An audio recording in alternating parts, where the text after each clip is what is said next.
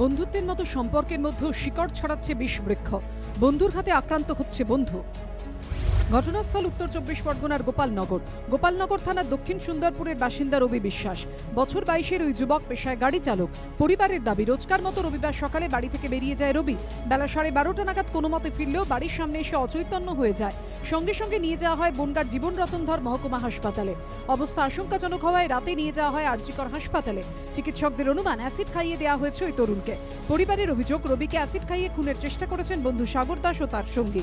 আমার ভাইটা যদি অন্যায় করেও থাকতো তবু আমরা এখনো বেঁচে রয়েছি। আমাদের কাছে বলতে পার, দেখো তোমার ছেলে অন্যায়, আমরা শাসন করতাম, কিন্তু আমাদের কাছে না বলে এই জিনিসটা খাওয়ালো কেন? এর জন্য আমরা ওরা শাস্তি চাই।